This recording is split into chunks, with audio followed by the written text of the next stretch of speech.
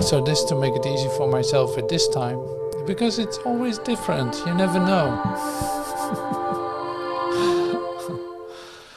So welcome to the Miracle Sessions. I'm happy that you showed up and that you're here, and I really like the idea of the continuation, the always showing up, just being there, just doing this, because it always brings something new to your experience of yourself.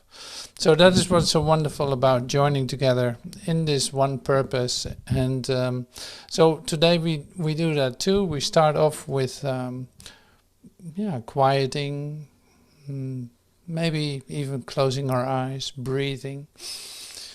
And so let's do this. Let's practice this immediately, in the sense of let's try to be completely present here.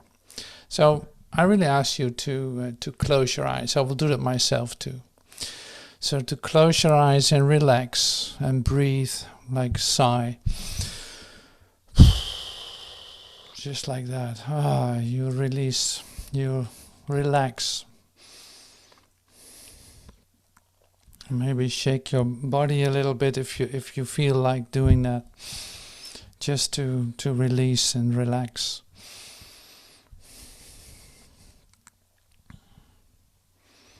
So this is your invitation to become completely present here. Completely present, like with every cell of you, every fiber of your being. So that means that you can leave behind a lot of things. You can leave behind your ideas about yourself. You can leave behind what you think that you are, or what you think that you are doing, or what you say, what your concerns are, or what your plan was for today, or what happened yesterday, or anything like that. You leave that all behind. You just leave that in order for this moment to be complete in itself. Completely whole, completely full. And at the same time, completely empty of your ideas. So maybe breathe in through your nose. Just see that your mind is opening up.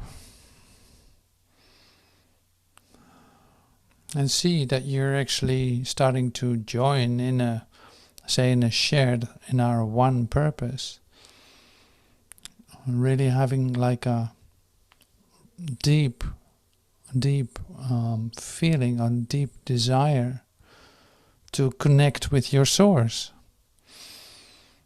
Because that's exactly what is occurring in this moment, that comes into our awareness, that we're actually communicating.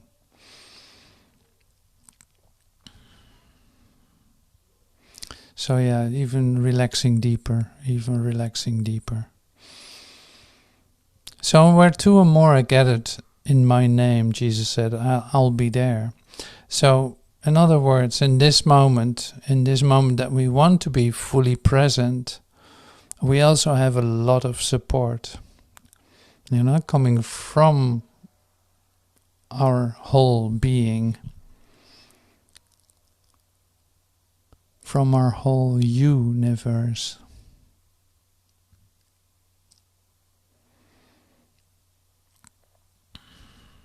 So whatever happens to you, whatever you feel now, allow that just to be there. Release whatever you can. Sigh if needed, cry if needed.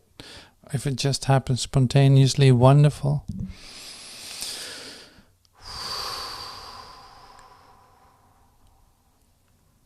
Because about, being present is what this is about. It has nothing to do with anyone. It has nothing to do with your ideas about it.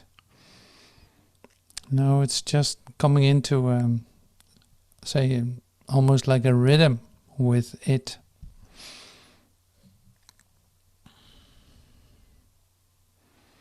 So in the meantime, you can even feel as if you're going down deeper inside into yourself. like the place where you actually can look for your happiness, where that is just present, not distracted by anything. So when you know that you can reach the light here, like you can literally breathe that in. It's right here.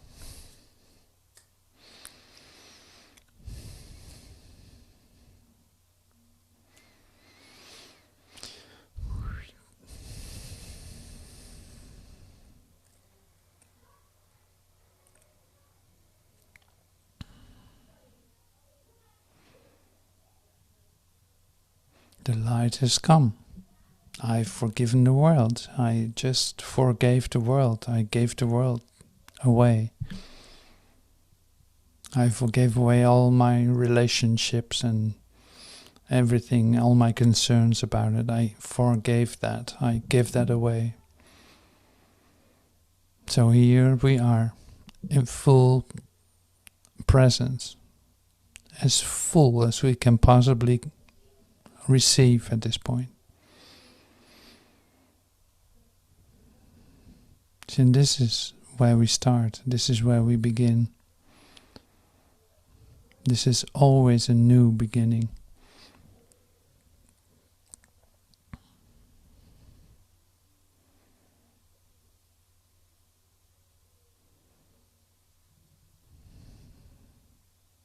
All right, well, thank you for opening with me like this. That's really lovely. So today what I want to continue with, in fact, because the other day we were talking about the real world, so that intrigued me, and I love to bring that in this moment that we're together. So there are two, facets that are actually helping us with that. One of them is a section from chapter 30, The Only Purpose, it's called. And the other thing is a lesson. And I actually want to read a little bit first from the lesson, and it's lesson 130. And 130 is a lesson, it's called It is Impossible to See Two Worlds. So in the workbook of the Urtext, it is on page 57 in the second volume. So with the lessons, lesson 130. At least when you have the Urtext book. The Urtext with the combined volume, like Urtext of A Course in Miracles, Urtext Manuscripts, complete 7-volume combined edition. That is where this comes from. It's from the it is from the Miracles in Action Press. It is impossible to see two worlds. So to start off, like the two worlds are then the one that you appear to live in as what you call your daily life, you know, that you think is like the place where you actually walk around as an ego mind, if you want, you know, it's like as a human being. That's one world. That's the world that you perceive with your eyes, with your ears, with all your 5 senses, or 6 senses, or 7 senses, or whatever, but it's connected to this, what you call this world. So then there's the other world. Beyond your perception is a world you can see, you know, it's like we got in touch with that, you know, you see that there's something happening beyond your perception. Actually, that is intriguing to you, that you actually want to get in touch with more and more and more, just because it is a world of forgiveness, like the world that you see when you forgive yourself your perception and go beyond it and see the actual occurrences instead of the forms and the specifics that you perceive with your senses. So it goes beyond that. So this is where we start. It is impossible to see two worlds. Perception is consistent. What you see reflects your thinking, and your thinking but reflects your choice of what you want to see. Your values determine your values are determinants of this. For what you value, you must want to see, believing what you see is really there. No one can see a world his mind has not accorded value. And no one can fail to look upon what he believes he wants. So yeah, you can agree with that. That perception is consistent. So what you value, you will see. We learned this in the first 50 lessons. Like, okay, I'm actually seeing a meaningless world, but apparently I value it still, because otherwise I wouldn't even see it. Yet who can really hate and love at once? Who can desire what he does not want to have reality? Who can desire what he does not want to have reality? And who can choose to see a world of which he is afraid? Fear must make blind, for this its weapon is. That which you fear to see, you cannot see. Love and perception thus go hand in hand, but fear obscures in darkness what is there. And you know this very well. It's like this is just say, put in words what you experience all the time, say, at least a part of your day. You experience this. You know the difference between being in an experience of expanding and loving, or being in an experience of fear and contraction. You know the difference. It's not so difficult. So, and that's where it's referring to here. So the contraction and the fear is called darkness. We call that darkness in this lesson. It's darkness.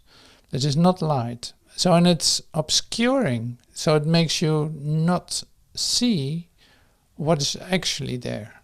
So it is like a cover, it's like a veil over everything you see. And you got used to it, and you feel kind of comfortable with it. Not really, but enough to continue it, to the point that you don't.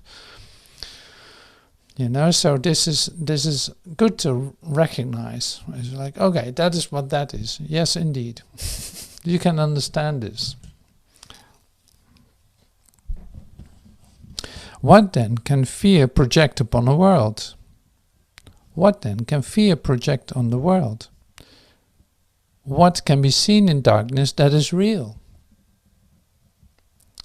Truth is eclipsed by fear, and what remains is but imagined.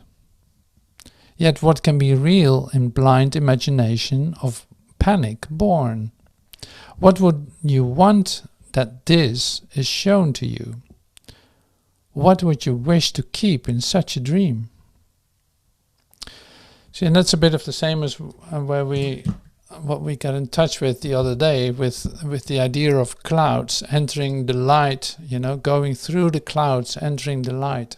Like you have entertained yourself with these clouds and seeing all kinds of patterns in it and all kinds of realities in it that were not really realities, because you could not see the light. It was obscured by the clouds. And you really thought that at a certain point that the clouds was everything that was there. That darkness was really your world, all the options that you had. So I'm just bringing this in as an idea by reading this lesson and giving you examples of it. Fear has made everything you think you see, all separation, all distinctions, and the multitude of differences you believe make up the world. They are not there. Love's enemy has made them up. Yet love can have no enemy. And so they have no cause, no being, and no consequence. They can be valued, but remain unreal. They can be sought, but they cannot be found. Today we will not seek for them, nor waste this day in seeking not what can be found.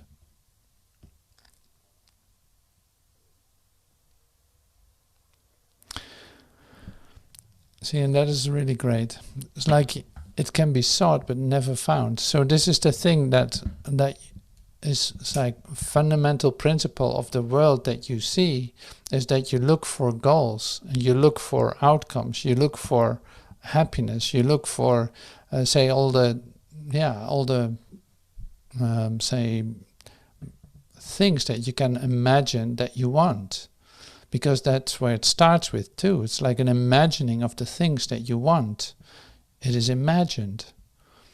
So you pursue it while it cannot be found.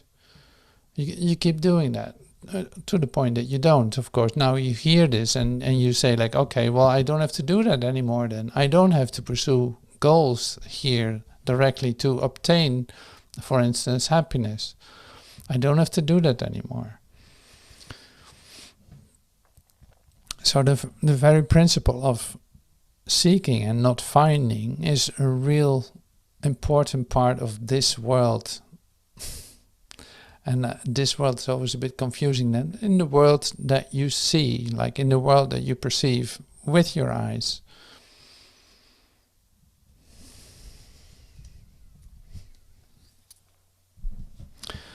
It is impossible to see two worlds which have no overlap of any kind. Seek for one, the other disappears. Seek for the other, and the other disappears. Seek for one, the other disappears. But one remains. They are the range of choice beyond which your decision cannot go. The real and the unreal are all there is to choose between, and nothing more than these. So that makes it all very simple. So it's either this world, or it is the world that you think that you see.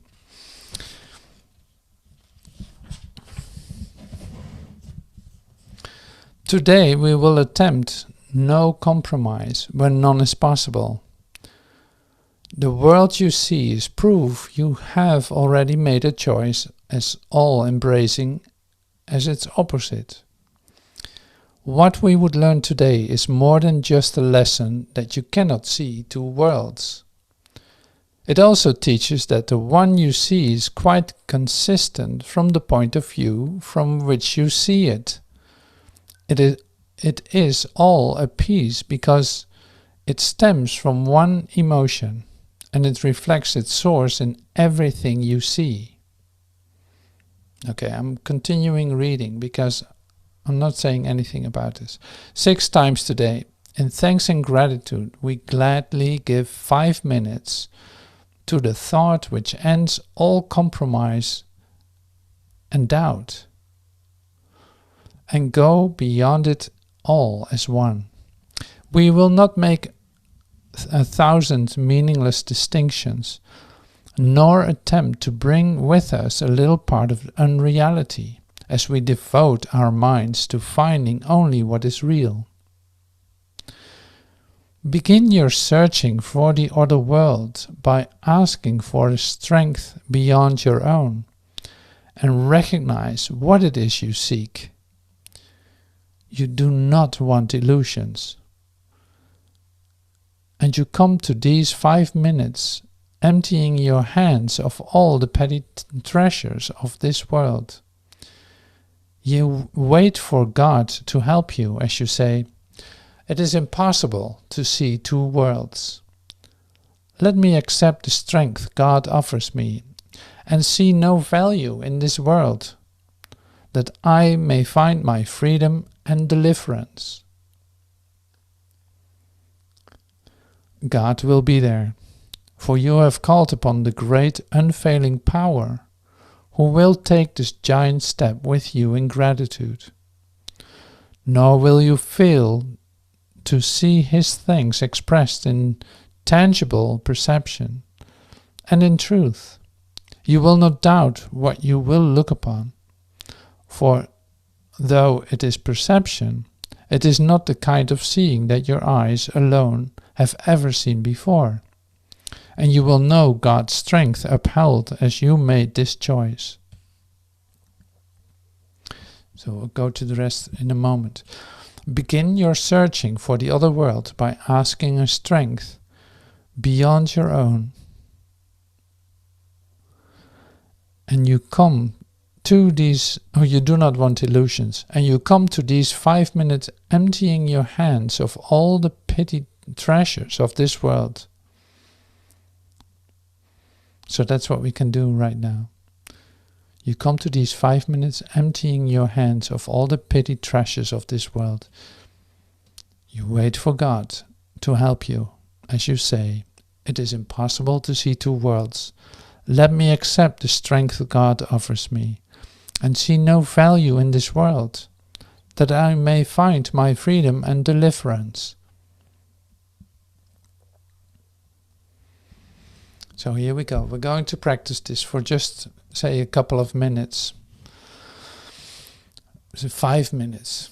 It's like emptying your hands of all the petty treasures of this world and waiting for God to help you. Okay, let's do this.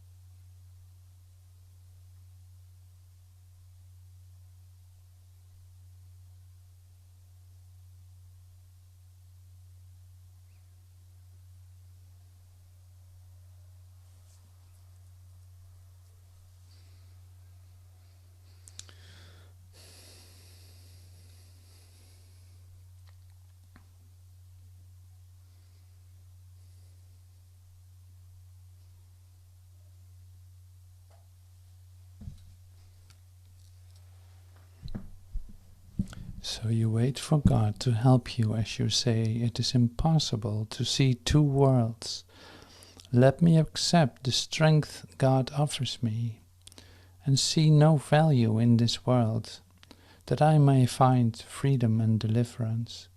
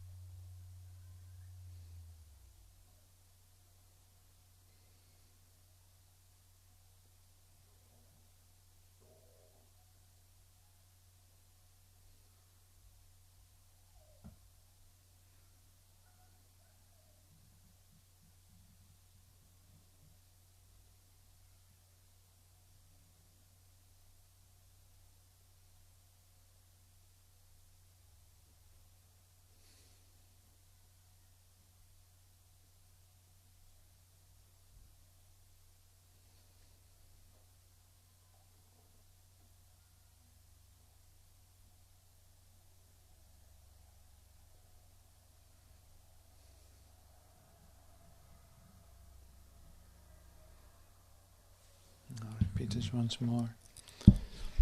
It is impossible to see two worlds. Let me accept the strength God offers me, and see no value in this world, that I may find my freedom and deliverance.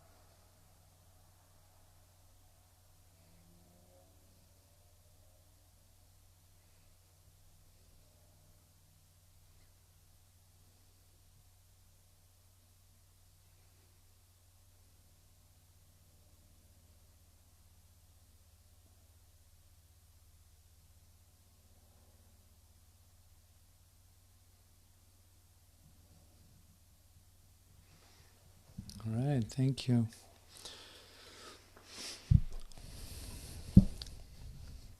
So God will be there, for you have called upon the great unfailing power, who will take this giant step with you in gratitude. Nor will you fail to see His thanks expressed in tangible perception and in truth. You will not doubt what you will look upon, for though it is perception, it is not the kind of seeing that your eyes alone have ever seen before. And you will know God's strength upheld as you made this choice. Dismiss temptation easily today whenever it arises, merely by remembering the limits of your choice. The unreal or the real, the false or the true is what you see, and only what you see. Perception is consistent with your choice, and hell or heaven comes to you as one. Accept a little part of hell as real, and you have damned your eyes and cursed your sight, and what you will behold is hell indeed. Yet the release of heaven still remains within your range of choice, to take the place of everything that hell would show to you. All you need say to any part of hell, whatever form it takes, is simply this: it is impossible to see two worlds. I seek my freedom and deliverance, and this is not a part of what I want. It is impossible to see two worlds. I seek my freedom and deliverance, and this is not a part of what I want.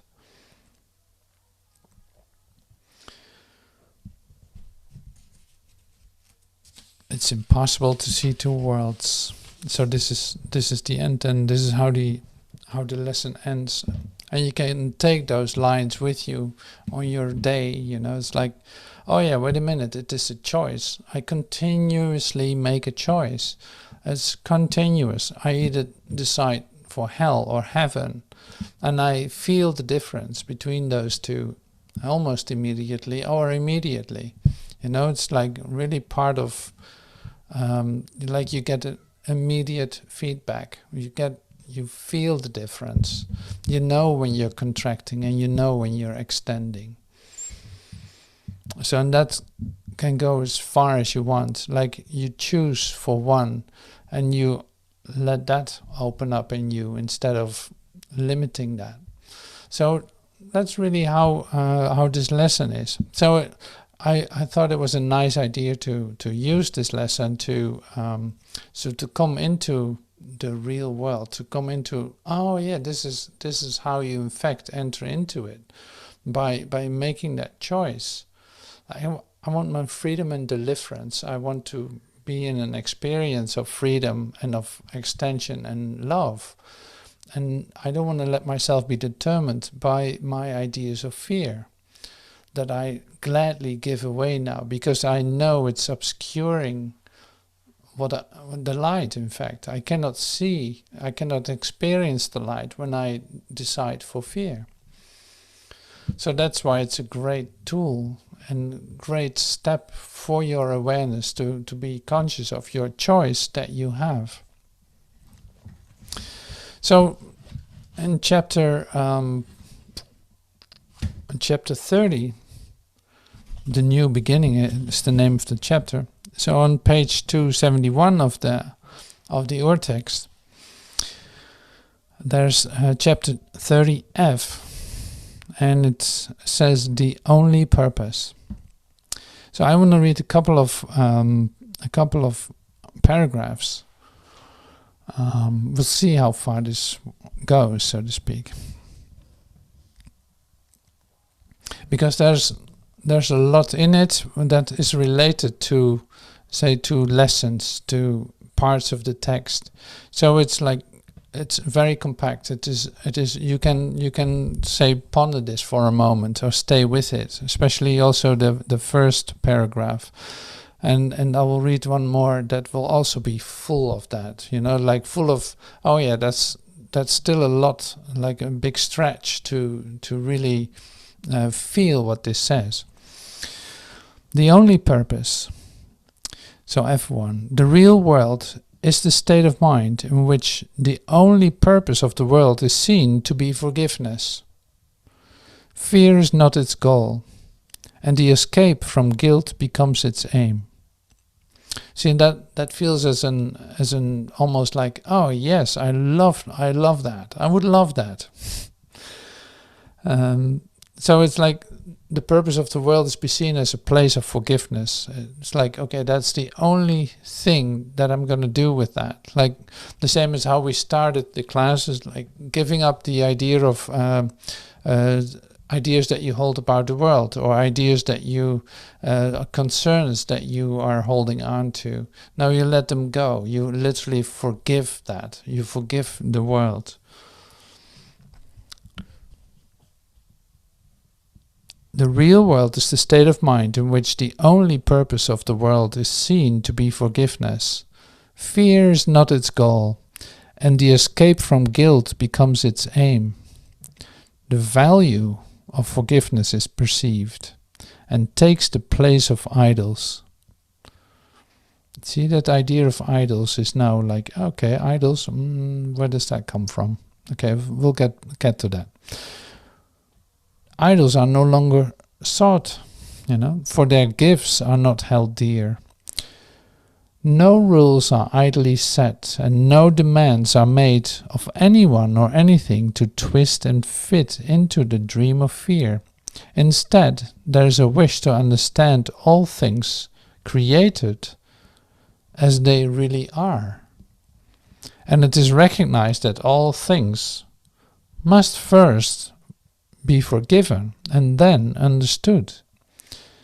Here it is thought that understanding is required by attack. Here it is thought that understanding is acquired by attack. There it is clear that by attack understanding is lost. No, that's a good sentence, huh?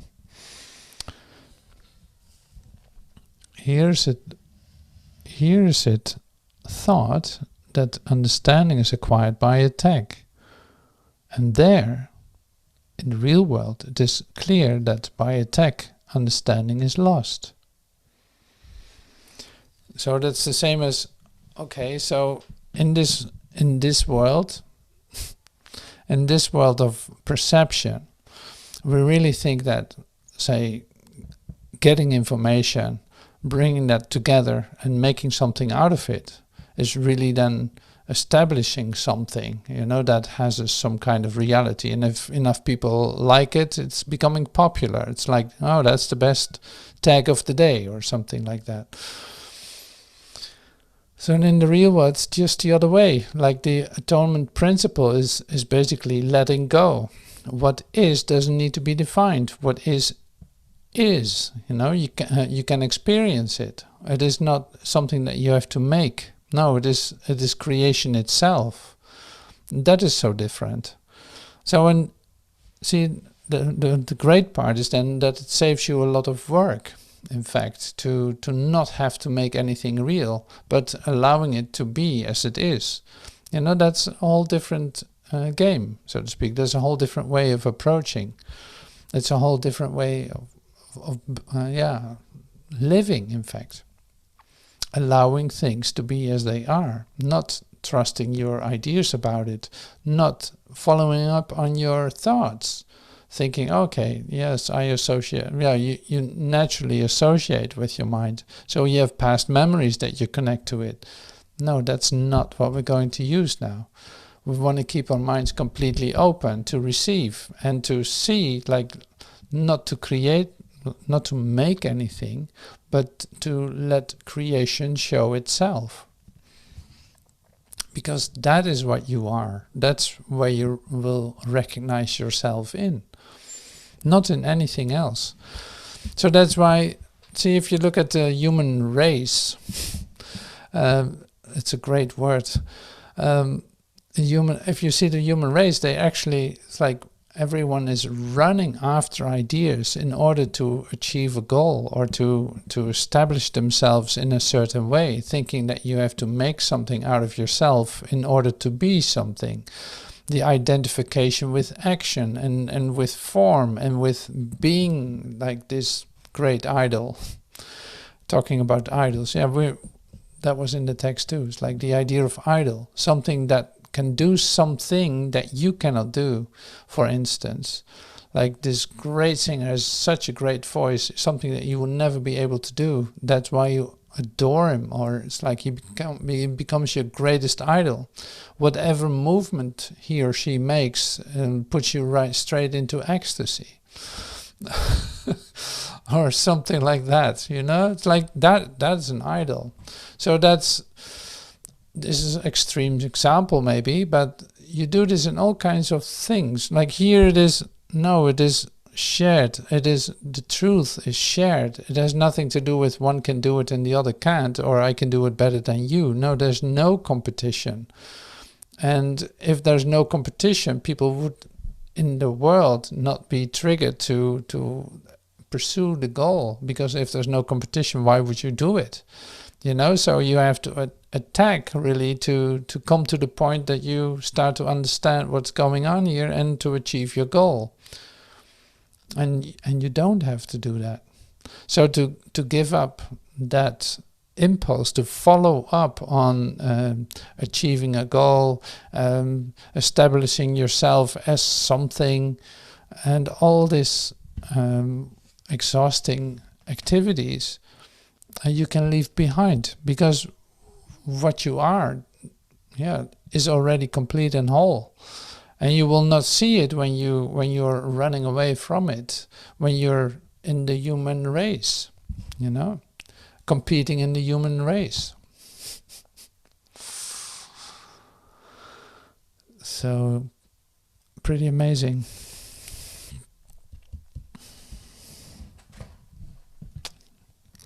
I'm tempted to read a little bit more. I don't know.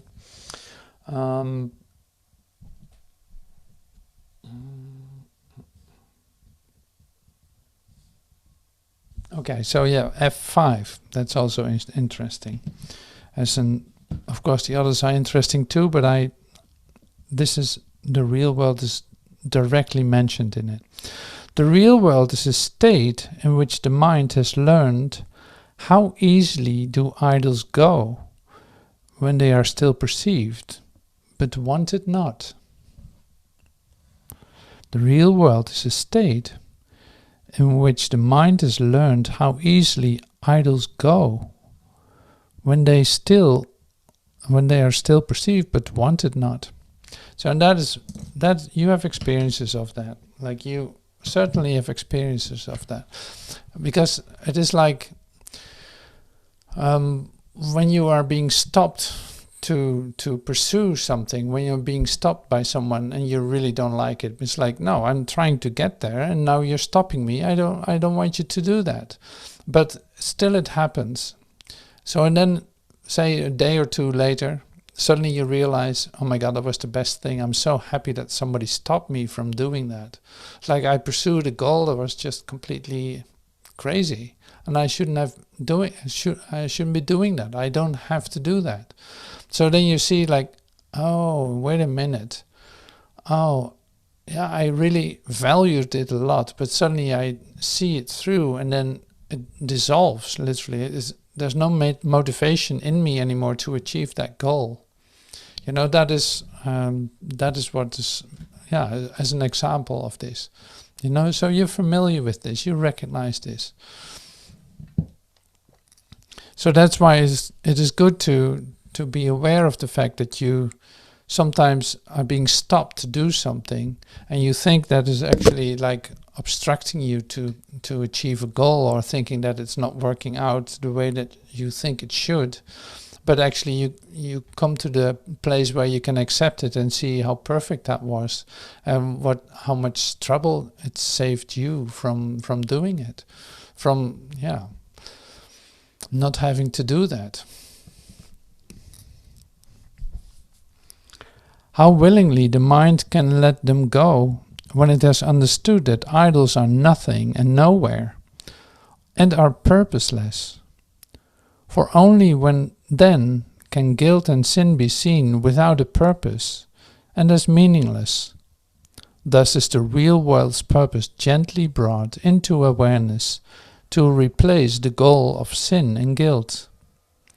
And all that stood between your image of yourself and what you are, forgiveness washes joyfully away. That's a nice, beautiful sentence too. It's like, and all that stood between your image of yourself and what you are, forgiveness washes joyfully away. See, it's undoing. It's like it's being undone. I had an image of myself. I wanted to reach a certain goal. I had this idol right in front of me. Yes, I want to pursue that. And suddenly it doesn't seem to work out. It falls apart. And you see like, oh my God, I can't believe it. That feels so good. I can just let go of this goal that I had in mind. And suddenly I feel the forgiveness, or like the release of basically of the stress of achieving that goal. You feel it falling apart, and the release is there, and you feel relaxed again. You can just be happy with where you find yourself. You don't have to do anything for it. Suddenly it becomes like, okay, well, whatever that was, it's like, I didn't have to do that. How wonderful. That is so great.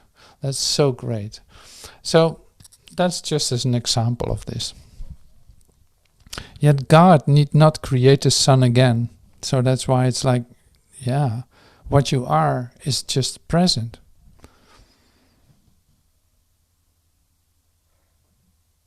See, and that's what I said the other day too. It's like what you are is closer to you than you can possibly think. It's just that you're a little bit ahead of yourself sometimes, and then you don't see yourself and you don't feel yourself. You already are there while you actually should be here. It's like you run away from yourself, really. So the last sentence. The gap between your brother and yourself was never there. And what the Son of God knew in creation, he must know again. The gap between your brother and yourself was never there. And what the Son of God knew in creation, he must know again. See, creation and making are two different things. Like making is really of the ego, making something out of it, trying to establish something, trying to fix something, trying to shape it in a certain way is really what the ego does. Like, and then creation is what you are. You know what you are when you let go of your ideas of achieving and of pursuing idols. So that is the difference. And creation is a totally different feeling. Like making, you would become exhausted. You try to make something while you're ahead of yourself. You just missed it. You just missed the experience of what already is. And that's being presented every moment to you. So that's why, see, this teaching in that sense is too easy for you, because you love to do things and make things and, do all this in order to have a good idea about yourself, what you think is a good idea about yourself. And it's not necessary, because you were already made whole and perfect.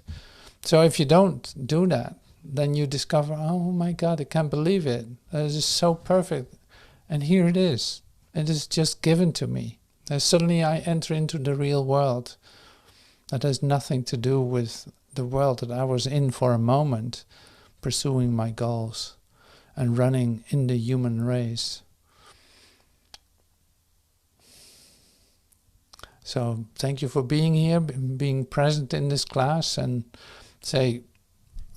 looking with me at the world that's being offered, like the real world that's being offered, by just you doing nothing, by you allowing that yourself to see that, by not valuing anything else.